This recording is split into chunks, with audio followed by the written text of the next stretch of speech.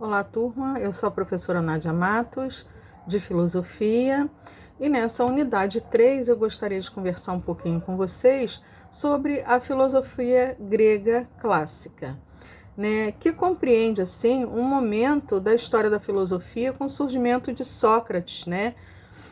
Sócrates,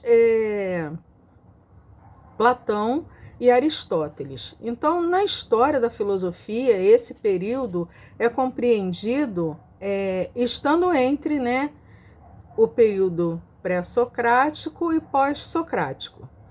Dessa forma, embora o tempo tenha dado essa denominação, nós podemos dizer que, na verdade, Sócrates é contemporâneo, e essa divisão trata-se de um estilo, né, de uma relevância entre aqueles filósofos que antecederam a Sócrates, né, e esse período clássico, né, onde a gente pode contar com 3 filósofos aí que jamais serão esquecidos, né, que estão aí dentre a nossa literatura até hoje. Então, esse período é marcado pelo amadurecimento, né, da filosofia, aonde, por exemplo, Sócrates era aquela pessoa que vivia arrebanhando, ele tinha muitos adeptos. Sócrates nunca escreveu nada, então era só o quê? Era só a palavra, a ideia. Ele trabalhava, né, somente com o que ele pensava. Então ele não deixou registro, ele não deixou nada escrito. Só que, né, com o tempo, né, ele teve pessoas que foram acompanhando ele, que passaram a ser os seus discípulos, como é o caso, naturalmente, de Platão, né? Sócrates era notadamente, assim, né, um dos mais relevantes personagens da história da filosofia, né? Em especial quando ele dizia: eu só sei que nada sei. Então,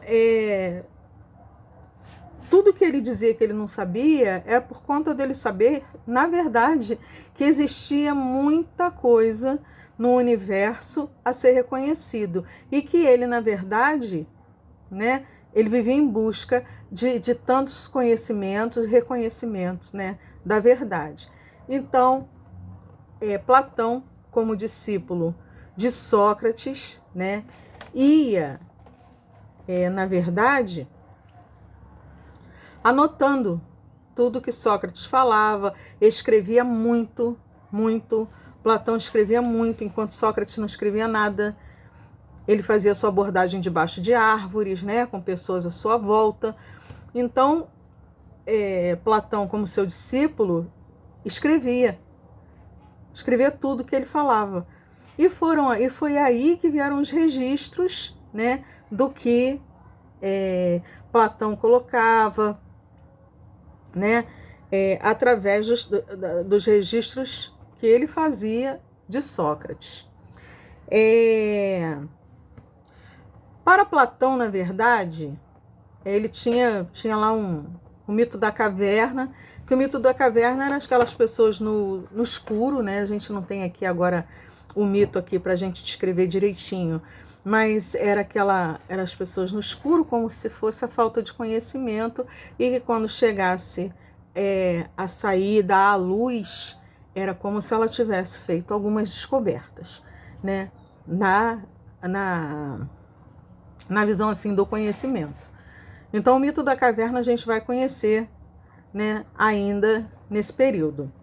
Mas Platão lidava assim: o mundo sensível é o mundo material, e ele não é o mundo palpável, né, que se toca. E ele achava que esse não era o mundo dele, que o mundo dele era o mundo das ideias, porque através do pensamento ele podia criar as coisas perfeitas, e que o mundo palpável, objetivo, não podia ter perfeição, né?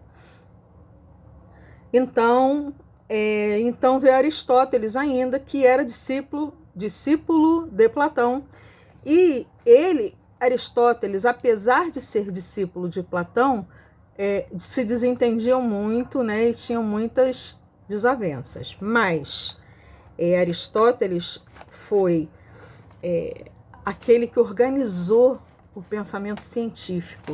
Então foi um filósofo assim que abordou vários temas, como beleza, como ética, como estética, os astros, a política. Então, através de Aristóteles, o pensamento científico se organizou, né? E vieram, então,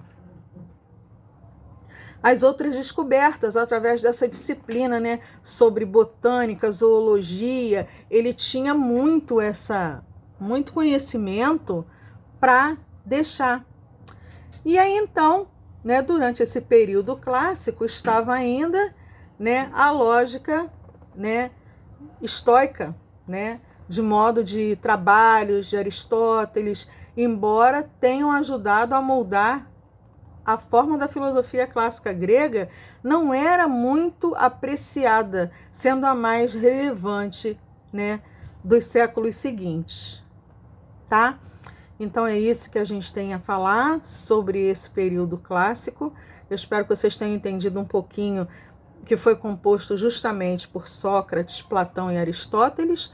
E a gente se vê na próxima videoaula. Obrigada.